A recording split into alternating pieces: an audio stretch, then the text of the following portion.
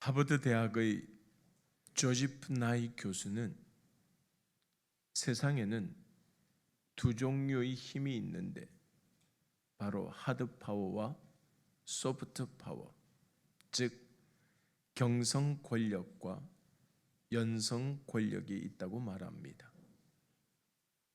예를 들어 현재 미국이 군사력과 경제적으로 세계 각국을 공격하고 압도하는 것은 하드 파워인데, 문제는 그런 힘으로 상대의 행동을 강제할 수는 있어도 마음까지 얻을 수는 없다는 것입니다. 반면에 소프트 파워는 상대가 스스로 그렇게 행동하고 싶도록 만드는 능력입니다.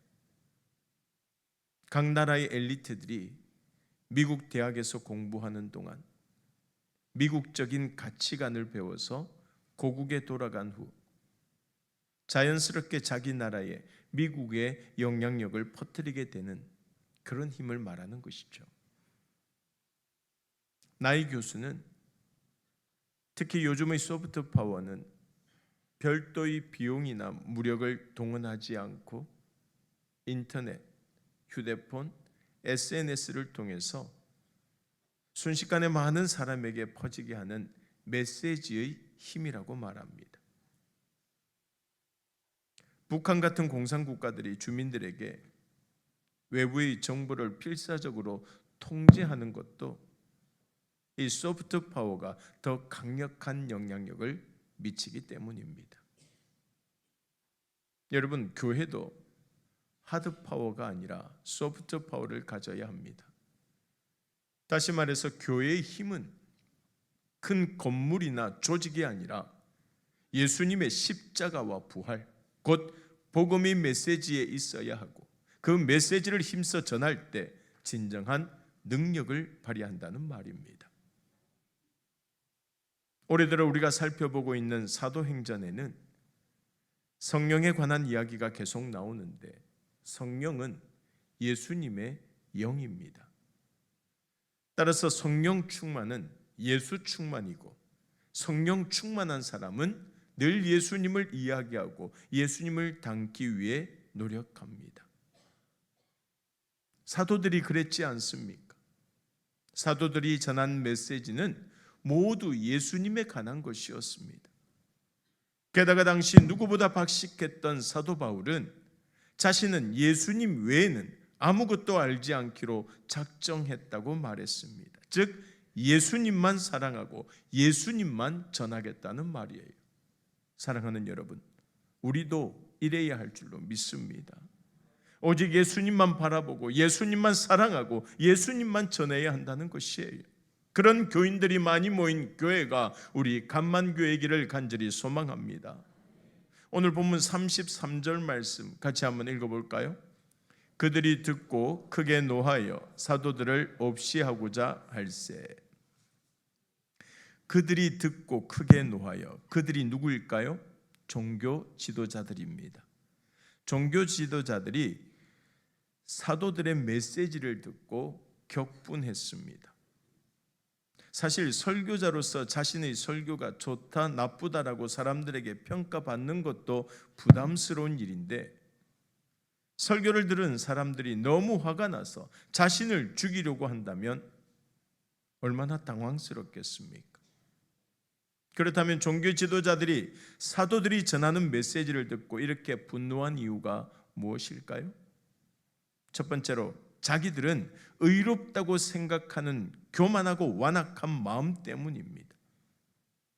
사도들은 예수님께서 죽은 자 가운데서 부활하셨고 이스라엘의 회개함과 죄사함을 주시는 구원자요 임금이라고 선포했습니다. 그러나 이 선포는 불과 몇 주 전에 예수님에게 유죄를 선고하고 십자가에 못 박아 처형했던 공의의 정통성과 권위를 완전히 부정하는 것이기 때문에 종교 지도자들은 분노하며 사도들을 죽이려고 했던 것입니다. 즉 자기들에게는 예수님의 십자가 보혈을 의지하여 회개하고 죄사함을 받을 만한 죄가 없다는 것이죠. 로마서 2장 5절 말씀에 보면 이런 말씀이 있어요. 같이 한번 읽어볼까요? 다만 내 고집과 회개하지 아니하는 마음을 따라 진노의 날 곧 하나님의 의로우신 심판이 나타나는 그날에 임할 진노를 내게 쌓는도다. 교만은 결국 멸망한다는 것이죠. 두 번째로 그들은 육에 속한 사람이었기 때문입니다. 고린도전서 2장 14절 말씀 같이 한번 읽겠습니다. 육에 속한 사람은 하나님의 성령의 일들을 어떻게 해요? 받지 아니하나니, 계속 이는 그것들이 그에게는 어리석게 보임이요 또 그는 그것들을 알 수도 없나니 그러한 일은 영적으로 분별되기 때문이라. 육에 속한 사람은 하나님의 성령의 일들을 어떻게 한다고요? 받아들이지 않는다는 것입니다. 아무리 꼬박꼬박 교회에 출석하고 성경 지식이 있어도 성령에 속하지 않은 사람은 성령에 속한 것들을 받아들이지 못합니다. 그래서 하나님의 아들이신 예수님에게 죄를 씌워서 로마 법정으로 끌고 간 종교 지도자들도 있었던 것입니다. 반면에 시간이 지나면서 자신의 죄를 깨달아 회개하고 주님 앞으로 돌아온 사람들도 있었습니다. 사도행전 6장 7절 말씀입니다. 같이 한번 읽겠습니다. 하나님의 말씀이 점점 왕성하여 예루살렘에 있는 제자의 수가 더 심히 많아지고 허다한 제사장의 무리도 이 도에 복종하니라. 제사장의 무리가 종교 지도자들 아닙니까? 여러분, 예수님께서는 유대인들의 시기와 미움 때문에 십자가에 못 박히신 것이 아니라 우리 모두의 죄 때문에 돌아가신 것입니다. 따라서 지금은 복음을 거부해도 하나님께서 구원하시기로 작정하신 사람은 반드시 하나님께로 돌아올 것이기 때문에 먼저 복음을 듣고 하나님의 자녀가 된 우리가 힘써 복음을 전해야 하는 것입니다. 그런데 이때 누가 나타나느냐? 바리새인 가말리엘이라고 하는 사람이 등장합니다. 이 바리새인들은 어릴 때부터 율법 연구에 많은 시간과 노력을 들이는데 가말리엘은 그런 율법을 가르치는 학자였고 사도행전 22장에 보면 사도 바울도 그의 문화에서 율법을 배웠다는 것을 알 수 있습니다. 또한 그는 당대의 유력한 힐렐 학파를 창시한 힐렐의 손자로 학파를 이끌어가고 있었으며 그가 모든 백성에게 존경을 받았다는 것은 인품과 지혜도 뛰어난 사람이었다는 사실을 말해주는 것입니다. 본문에서 당장이라도 사도들을 죽이려고 달려드는 그 종교 지도자들을 진정시킬 수 있었던 것도 그만한 영향력이 그에게 있었기 때문이라는 것이죠. 이처럼 하나님께서는 사도도 아니고 예수님을 따르던 무리도 아닌 뜻밖의 사람을 세우셔서 과거의 사건을 조명하여 현재의 상황을 깨닫게 하셨습니다. 오늘 본문 36절과 37절 말씀 같이 한번 읽겠습니다. 이전에 드다가 일어나 스스로 선전하며 사람이 약 400명이나 따르더니 그가 죽임을 당하며 따르던 모든 사람들이 흩어져 없어졌고 그 후 호적할 때에 갈릴리의 유다가 일어나 백성을 꿰어 따르게 하다가 그도 망한즉 따르던 모든 사람들이 흩어졌느니라. 무슨 말입니까? 사람의 열심으로 시작된 일은 결국 사람의 한계 때문에 끝나고 말았다는 사실을 상기시켜 줍니다. 이 말 속에는 사람의 뜻은 사람의 수명만큼만 지속되지만 하나님의 뜻은 사람과 시대를 넘어 계속된다는 깊은 통찰이 담겨져 있는 말이에요. 또 가말리엘은 하나님을 두려워하는 마음으로 뭐라고 충고하느냐? 38절과 39절 말씀 한번 보세요. 같이 한번 읽어볼까요? 이제 내가 너희에게 말하노니 이 사람들을 상관하지 말고 버려두라. 이 사상과 이 소행이 사람으로부터 났으면 무너질 것이요 만일 하나님께로부터 났으면 너희가 그들을 무너뜨릴 수 없겠고 도리어 하나님을 대적하는 자가 될까 하노라 하니. 보십시오. 사도들을 섣불리 판단하고 돌을 던질 것이 아니라 가만히 놔둬도 그들의 뜻과 행동이 사람에게서 온 것이면 곧 망할 것이고 하나님께로부터 온 것이면 결코 막을 수 없는 것은 물론이고 오히려 하나님과 맞서 싸우는 일이기 때문에 조심하라는 것입니다. 그래서 사도 바울이 사실 이렇게 말했던 것이에요. 고린도전서 4장 5절 말씀 같이 한번 읽어볼까요?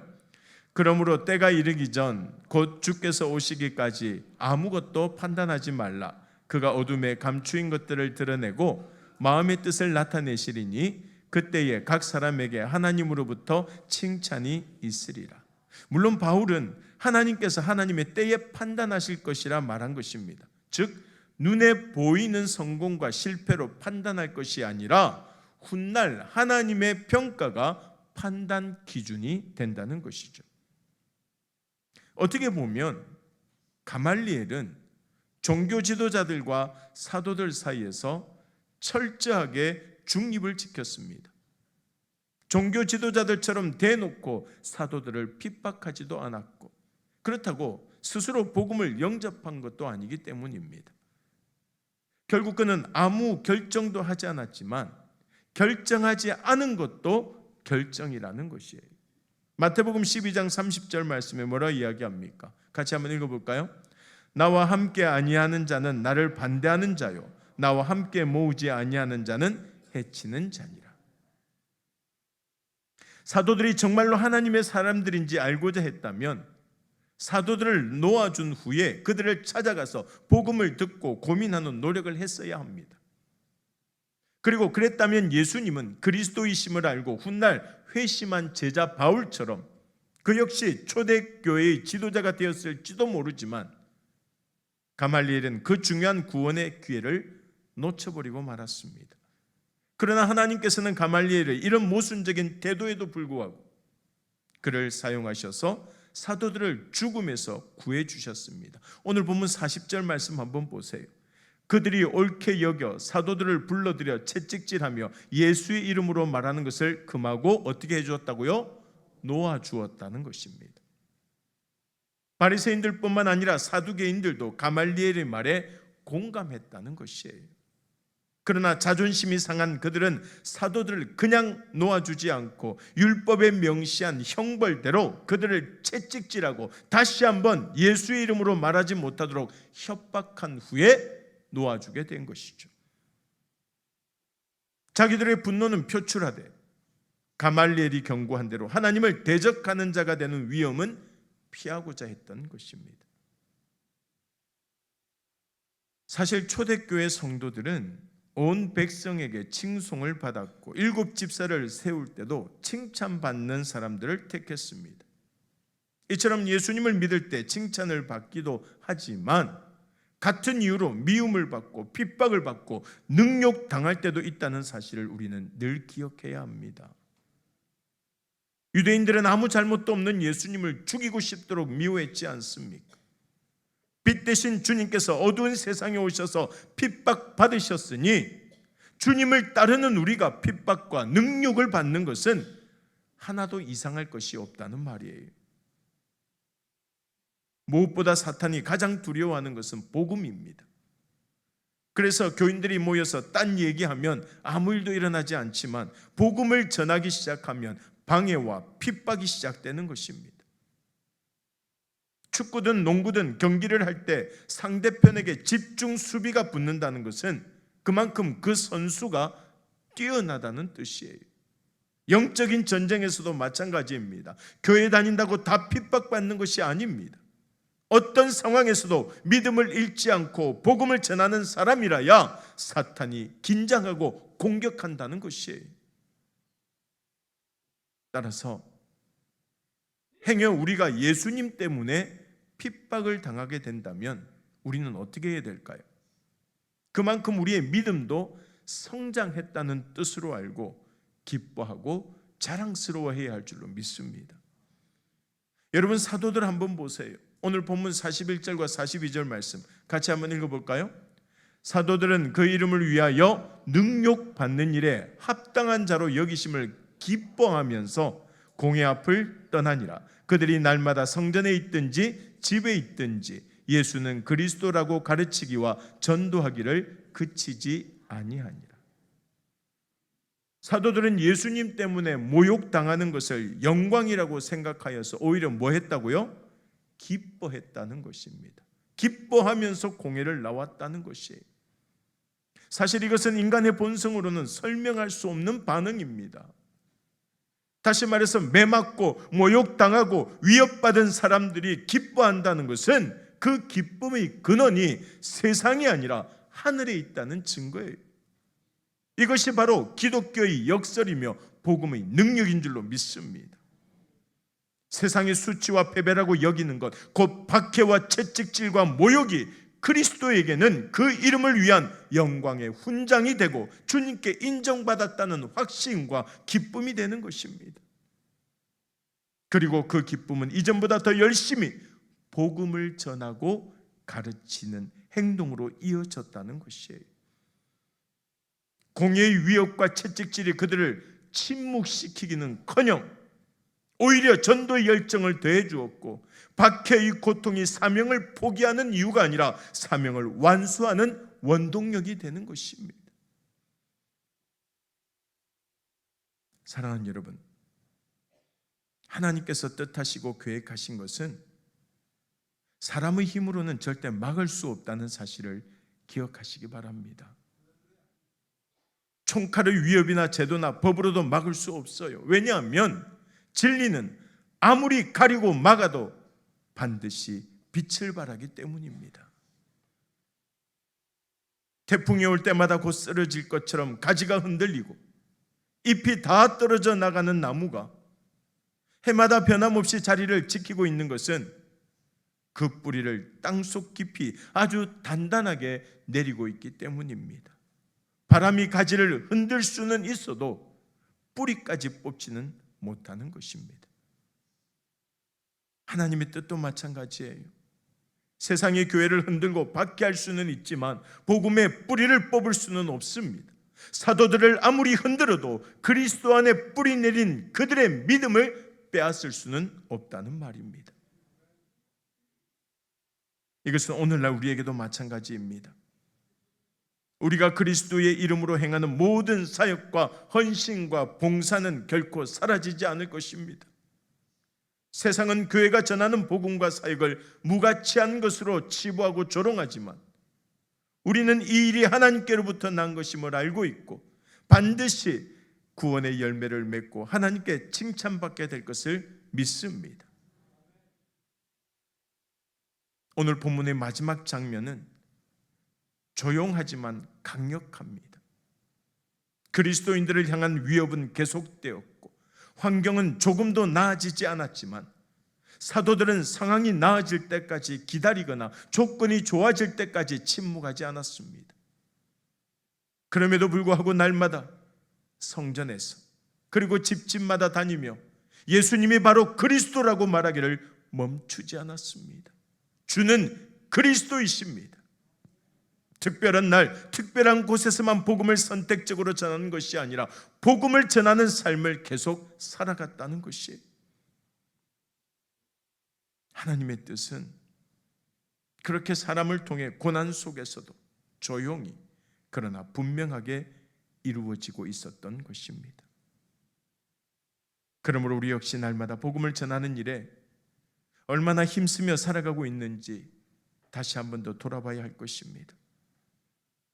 복음을 전하는 일은 특별한 직분자나 사역자들에게만 해당되는 일이라고 생각하는 사람들이 많지만 복음을 듣고 하나님의 자녀가 된 사람이라면 누구나 그 복음을 다른 사람에게 전해야 한다는 사실을 우리는 기억해야 할 줄로 믿습니다. 혹은 누군가의 거절이나 비난의 상처를 받고 입을 닫아버린 사람도 있지만 초대교회 성도들과 사도들은 상황이 어려워질수록 더욱 복음을 붙들었다는 사실을 잊지 마시기 바랍니다. 그리고 고난 중에 전한 그 복음이 온 세상으로 뻗어나가서 오늘 우리에게 전해졌다는 사실도 기억하시기 바랍니다.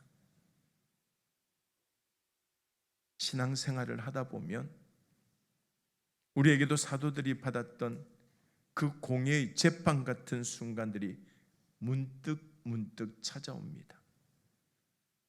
우리의 신앙을 조롱하는 세상의 시선, 우리의 헌신을 무가치한 것으로 치부하는 가족이나 동료 또 이웃의 말들이 우리를 힘들게 하고 절망하게 만듭니다. 그러나 우리도 사도들처럼 고난과 박해를 수치나 실패로 여기지 말고 그 이름을 위하여 능욕받는 일에 합당한 자로 여겨지는 영광으로 여기며 끝까지 예수의 이름을 전할 수 있기를 간절히 소망합니다. 비록 이 시대가 갈수록 진리를 부담스러워하고 예수의 이름을 외면하고 있지만 그럴수록 교회와 우리 믿는 자들은 더욱더 따뜻하면서도 부드럽게, 그러나 어떤 방해와 핍박에도 넘어지지 않는 강인한 마음으로 예수의 이름을 전해야 할 줄로 믿습니다. 오늘 주신 말씀 꼭 기억하면서 오늘 말씀에 나오는 사도들처럼 날마다 성전에 있든지 집에 있든지 예수는 그리스도라고 가르치기와 전도하기를 그치지 아니하는 우리 간만의 모든 가족들이 다 될 수 있기를 주님의 이름으로 간절히 소망합니다.